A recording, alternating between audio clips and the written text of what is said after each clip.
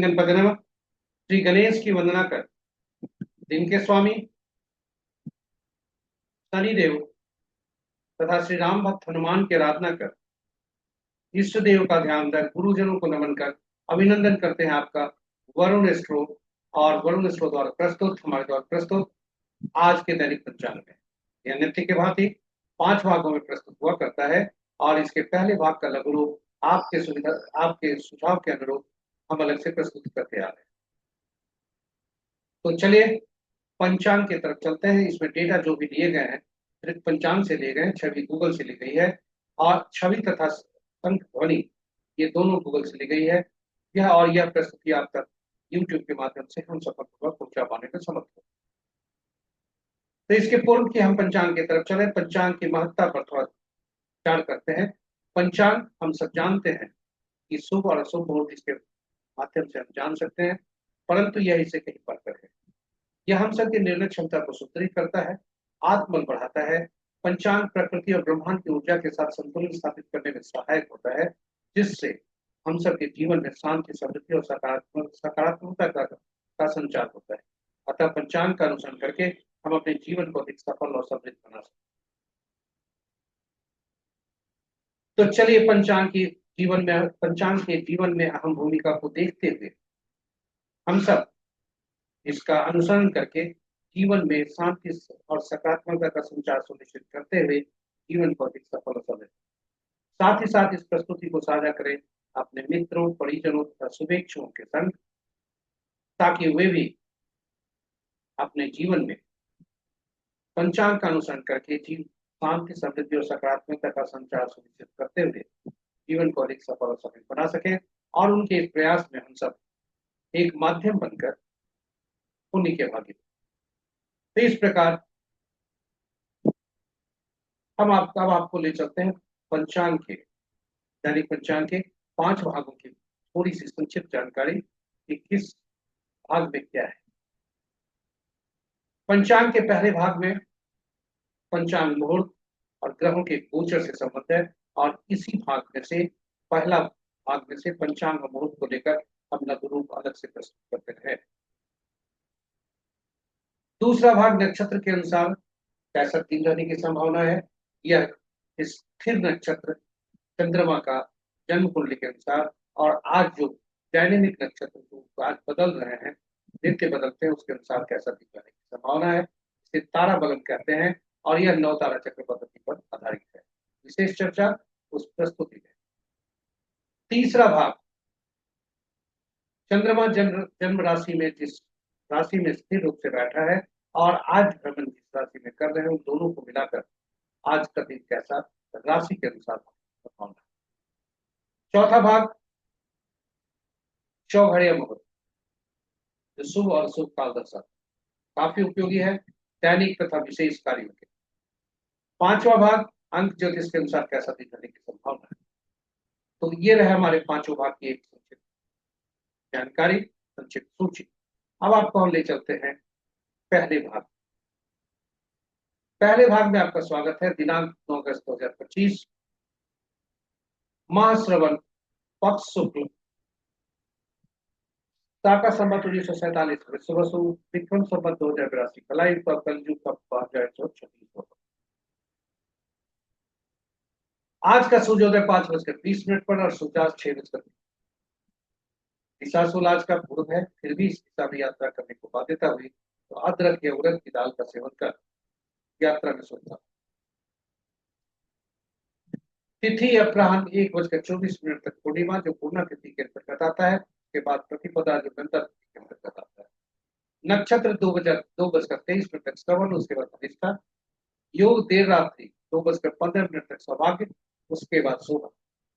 करण अपराह्न 1:24 तक गौ, उसके बाद देर रात्रि मध्य रात्रि कहे 0:50 तक पालव, फिर पालव। तो ये रहे पंचांग के 5 वक्त। महत्वपूर्ण मुहूर्त में चलने के पूर्व भोलेनाथ को याद कर देखते हैं भोलेनाथ का वास हो। तो जब तक पूर्णिमा तिथि है तब तक भोलेनाथ का वास शमशान में है, जो कि शुभ नहीं है। इसके बाद प्रतिपदा तिथि जब आती है जो नंदा तिथि के अंतर्गत आता है, भोलेनाथ गौरी के सानिध्य में जाते हैं, जो कि सुखप्रद है। जय भोलेनाथ। ओम नमस्कार। आज के महत्वपूर्ण मुहूर्त में,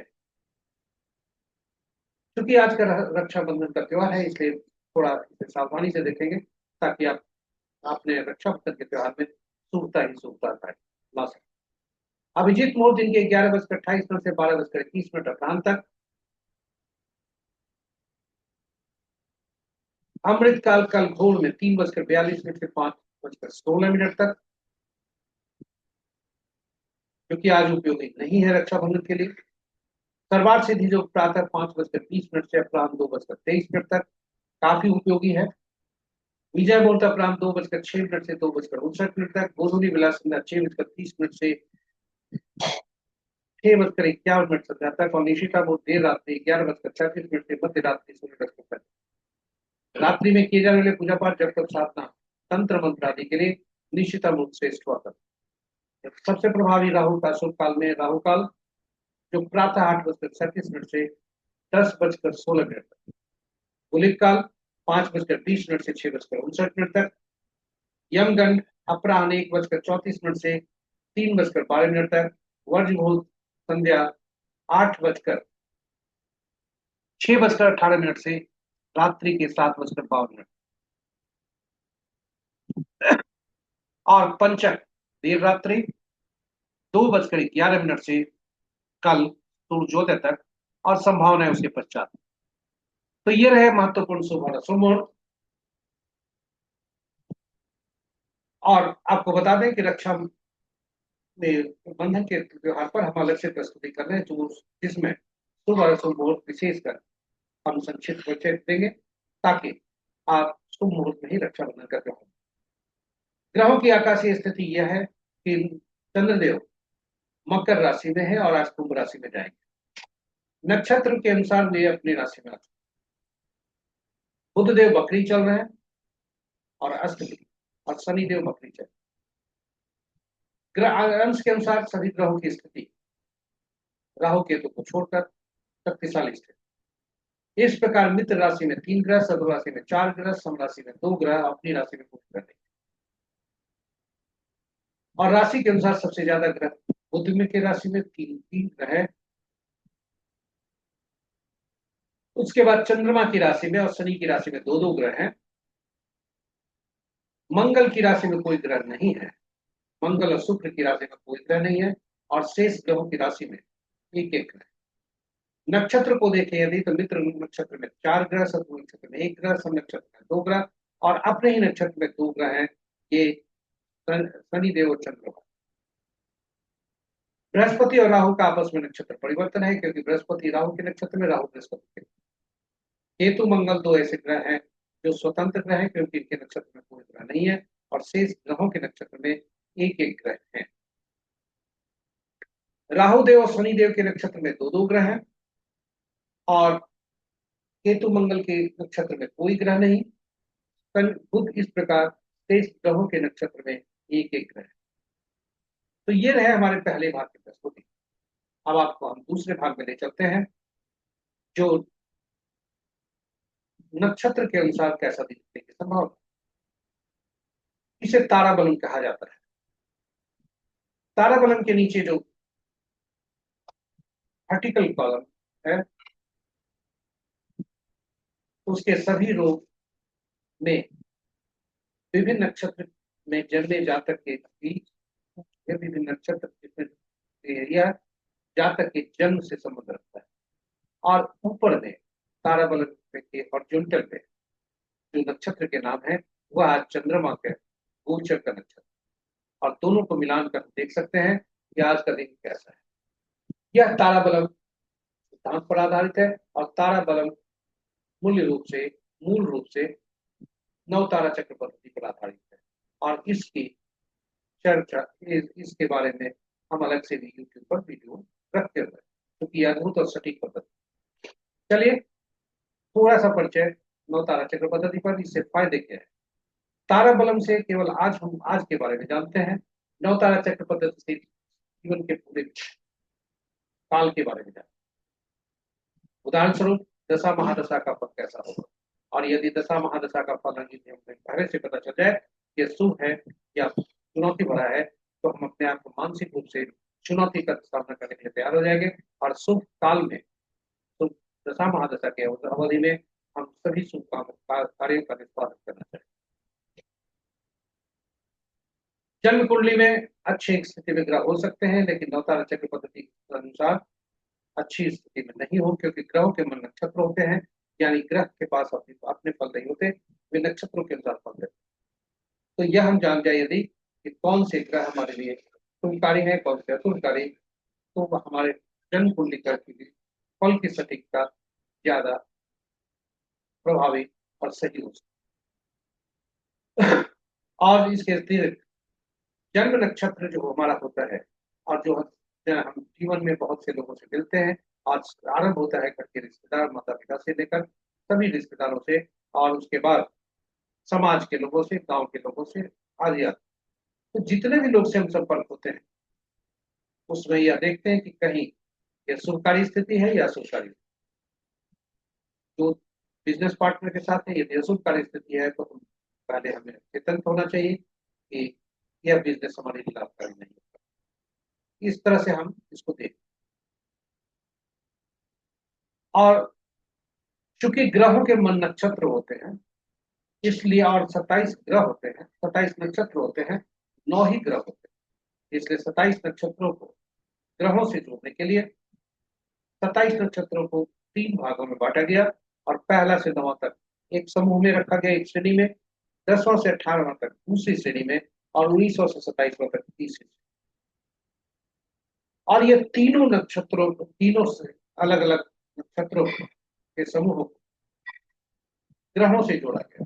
ग्रह से जोड़ने के लिए ग्रहों को महादशा के क्रम में रखा गया, और इस प्रकार नक्षत्र और ग्रहों का संबंध जोड़ने के लिए उनको जो है, जो पहला नक्षत्र हर श्रेणी में से बने, पुनः बता देता हूँ, पहला नक्षत्र हर श्रेणी में से, यानी जो पहला श्रेणी में से पहला नक्षत्र, दूसरे श्रेणी में से 10वां, और तीसरे श्रेणी में से 19वां, ये नक्षत्र जो हुए, इनका स्वामित्व केतु देव को दिया गया, पहला ग्रह। और इसी तरह से दूसरा नक्षत्र जो हुआ, दूसरा 11वां 20वां नक्षत्र, इसका स्वामित्व शुक्र देव को दिया गया। और इसी क्रम में चलते हुए बुध देव को 9वां 18वां 27वां नक्षत्र का स्वामित्व दिया गया।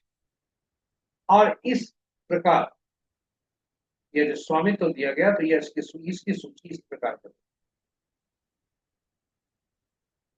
अब आप देख सकते हैं कि पहला 10वां 20वां नक्षत्र के स्वामी कौन, और पूरी सूची को आप सहेज कर रख सकते हैं याद के लिए।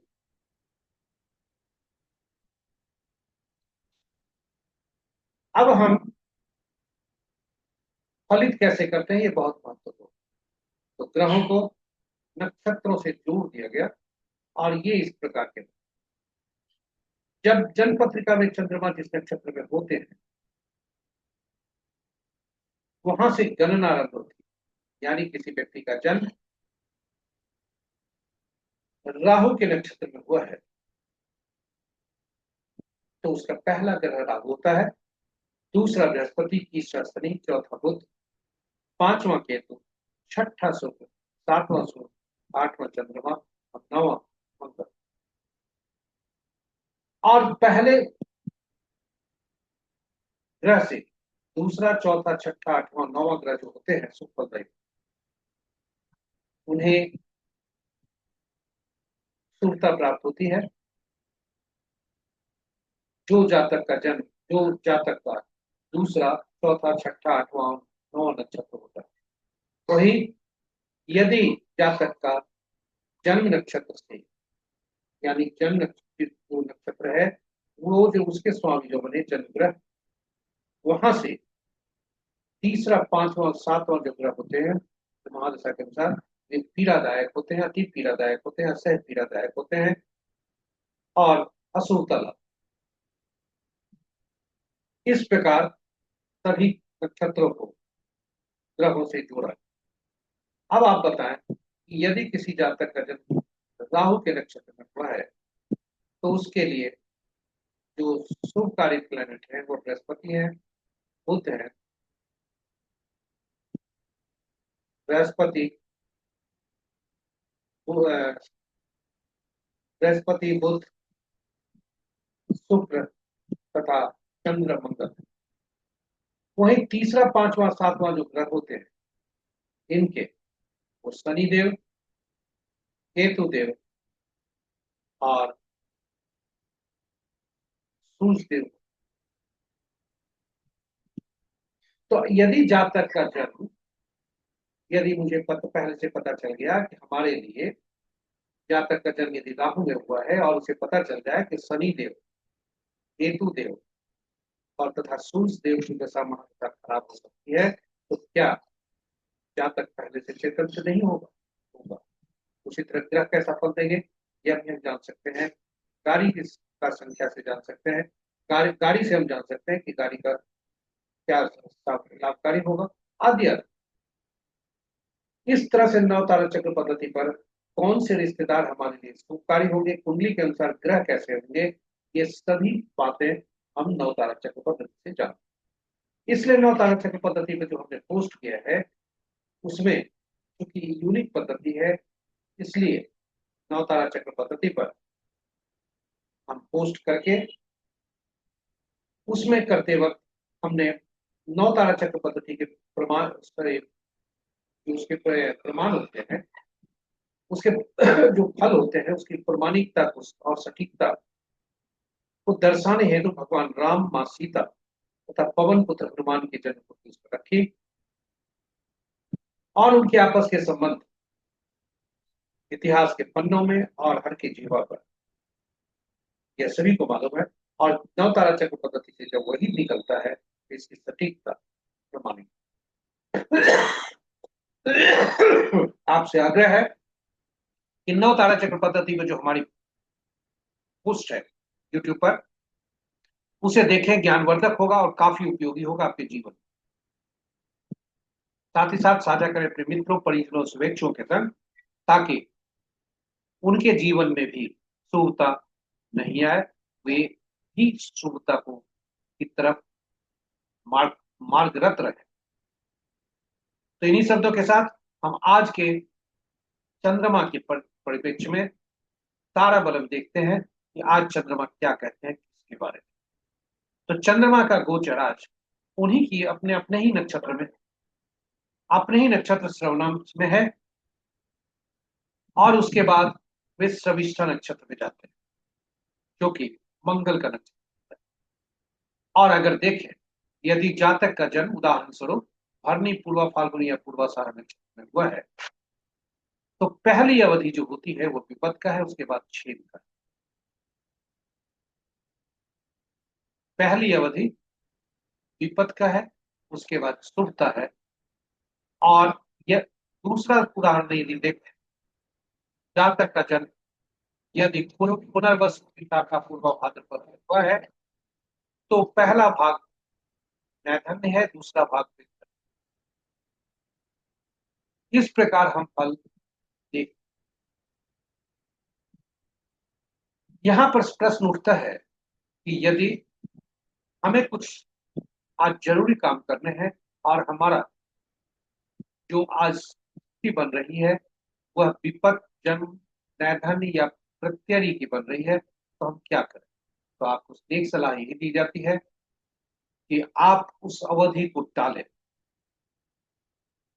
ताकि जीवन में शुभता ही रहे, अशुभता को हम भटकने नहीं। फिर भी कुछ लोगों का चाहे उसके लिए हम चाहे समय से जो पूर्व की अवधि है उसमें कार्य करें या इंतजार कर लें अच्छे समय का आने का। कुछ लोगों का सुझाव आया था कि आखिर कुछ तो उपाय होगा। उपाय जो हमने संकलित किया है यह प्रमाणित नहीं है, इसकी सटीकता पर हमें संदेह है। फिर भी आपके उपयोग के लिए हम पोस्ट कर सकते हैं, आपकी जानकारी के लिए, उपयोग के लिए नहीं। उपयोग नहीं ही करें तो बेहतर है। रिस्क नहीं लें, जोखिम नहीं लें। तो आज का जो ये है, जो उपाय है वह यह है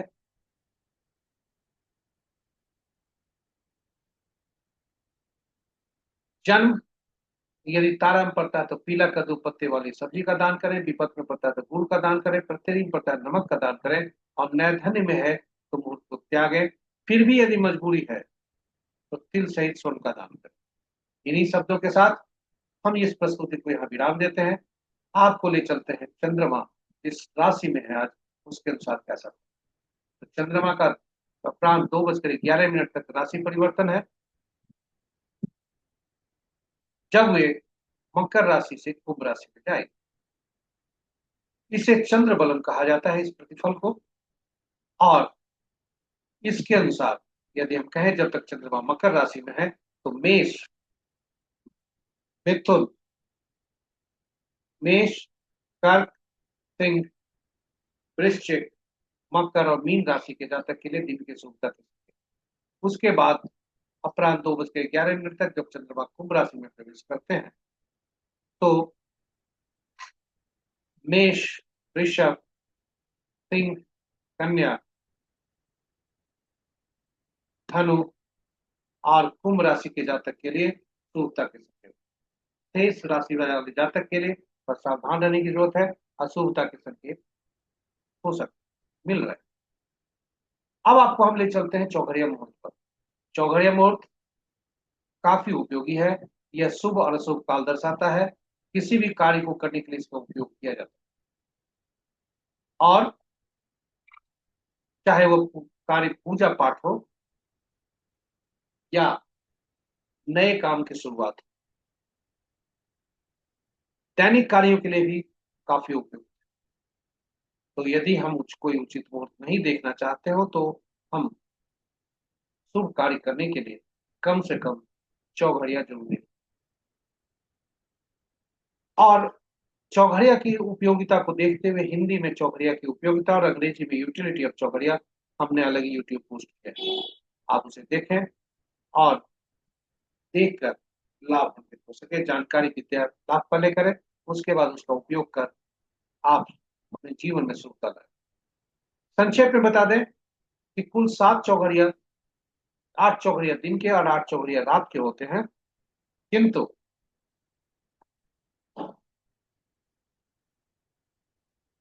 दिन साथ ही होते हैं, इसलिए साथी चौघड़िया का नामकरण हुआ। इस और पहला जो चौघड़िया होता है, आदि का जो चौघड़िया होता है, वही अंत का चौघड़िया। तो सब सब चौघड़िया का मुहूर्त जो को हमने साप्ताहिक दिनों से जोड़ दिया, और साप्ताहिक दिन पहले से ही 7 ग्रहों से जुड़े। तो सातों चौघड़िया विभिन्न ग्रहों से जुड़ गए और संबद्ध हो गए, और विभिन्न ग्रह विशेष कार्य के लिए उपयोगी हो। तो सभी चौघड़िया विशेष कार्यों के लिए ही उपयोगी है।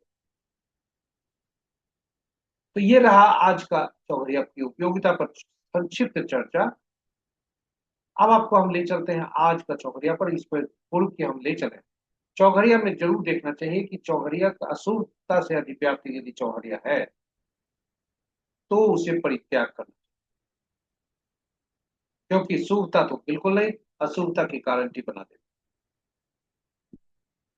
तो चलिए आज का चौघड़िया देखते हैं, आज का चौघड़िया कैसा है। दिन का चौघड़िया काल चौघड़िया से आरंभ हो रहा है, काल चौघड़िया से समाप्त हो रहा है, और यही वजह है कि आज 4 चौघड़िया दिन के शुभता से अधिव्याप्त। पहला आरंभिक चौघड़िया काल चौघड़िया, दूसरा रोग चौघड़िया मंगल का चौघड़िया, तीसरा लाभ चौघड़िया जो वार वेला का है बुध का चौघड़िया, और अंत में काल चौघड़िया काल हानि का जो कि काल वेला से। रात्रि का चौघड़िया देखिए, आरंभ का ही लाभ चौघड़िया और अंत का लाभ चौघड़िया काल रात्रि। इसलिए ये हमारे चौघड़िया की मुहूर्त की हुई। कौन कौन अशुभता से निकाल, शेष ग्रह, शेष मुहूर्त शुभ।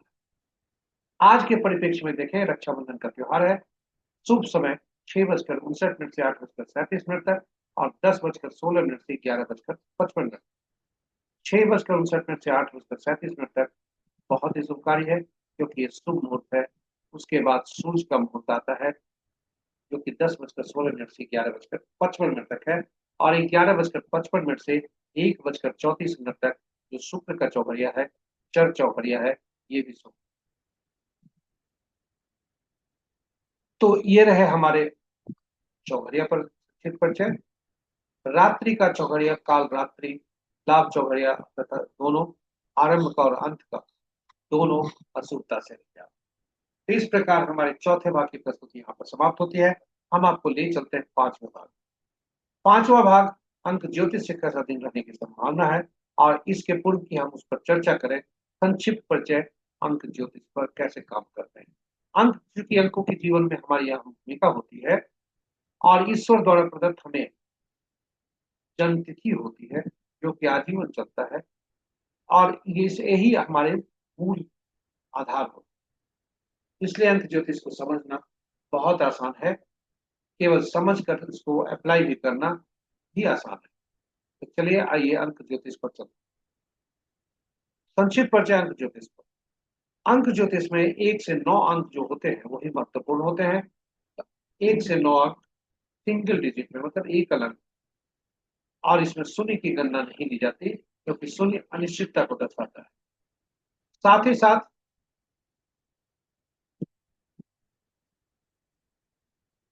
साथ ही साथ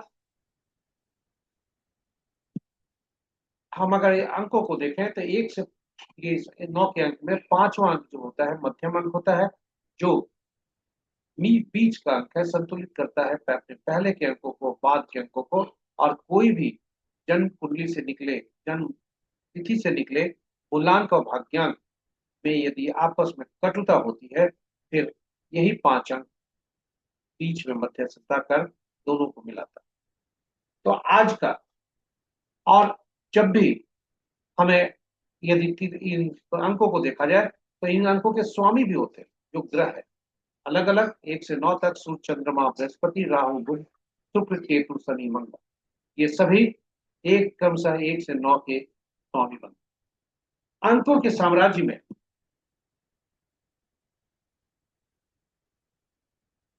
1 से 9 अंक को विभिन्न नामों से जाना जाता है, यूनिक नाम से जाना जाता है, विशेष नाम से जाना जाता है।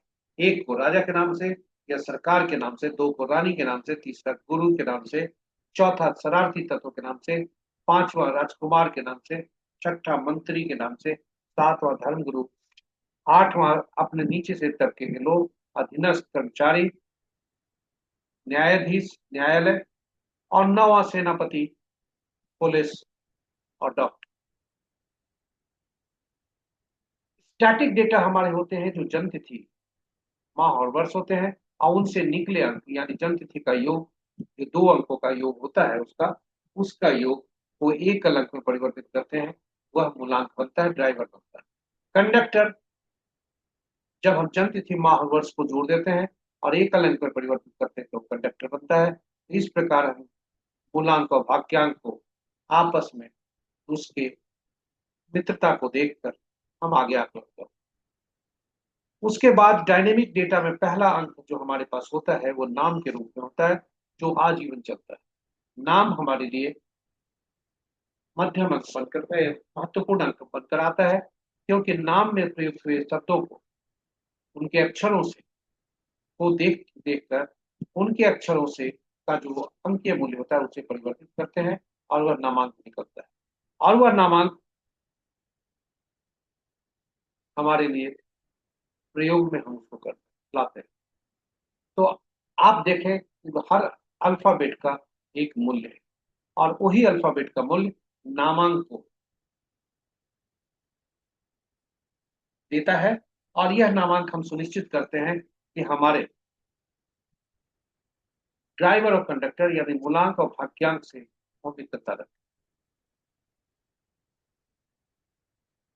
इस प्रकार यदि देखें, आप जानना चाहेंगे कि कौन से अंक के कौन मित्र है, कौन तटस्थ है, कौन शत्रु है, तो सबसे पहले जानिए जो ज्यादा घातक हो सकते हैं अंकों के शत्रु कौन।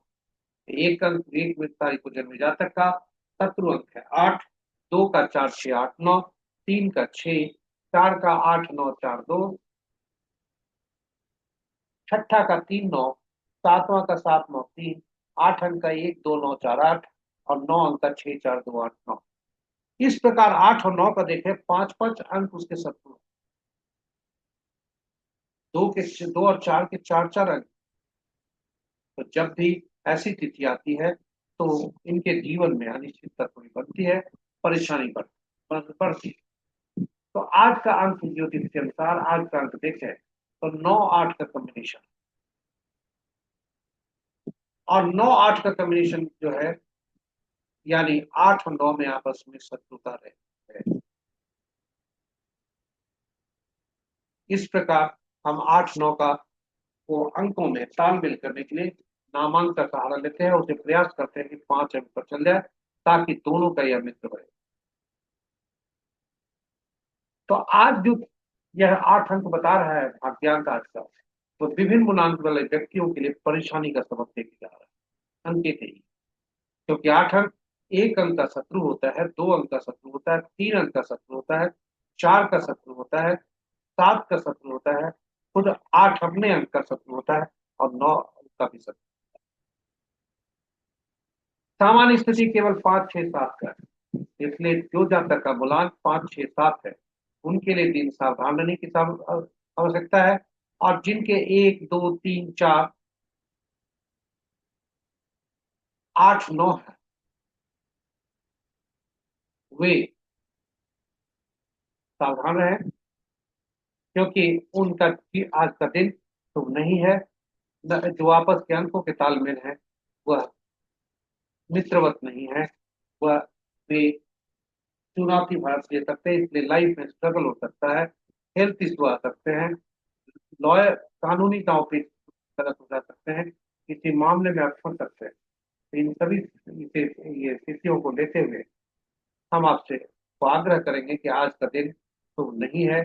इसलिए इसमें कुशलता लाने के लिए कोई बैलेंस हमको करने का प्रयास। तो ये रहे हमारे अंतिम भाग के प्रश्न। हम आपको अंक ज्योतिष पर अलग से भी प्रस्तुति कभी लाएंगे, और यदि आपका कोई प्रश्न है तो हमें मोबाइल पर व्हाट्सएप करेंगे। यही शब्दों के साथ हम इस प्रस्तुति विराम देते हैं। धन्यवाद, आप हमारे साथ बने रहे और इस प्रस्तुति को अंत तक देखें। यदि यह प्रस्तुति पसंद आई, आपके लिए हितकर होनी होगी, तो आप चैनल को सब्सक्राइब करें यूट्यूब को, और नोटिफिकेशन बटन को दबाएं।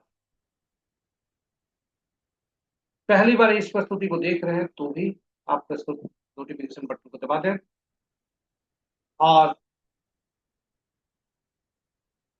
सभी से अनुरोध है कि साझा करें मित्रों, परिजनों, शुभेच्छुओं के से, ताकि हर जो प्रस्तुति हमारी उससे वो लाभ, उसको अध्ययन कर उससे लाभ हमें। इन्हीं शब्दों के साथ हम विदा लेते हैं आज के लिए। जय शनिदेव, जय श्री राम, जय हनुमान।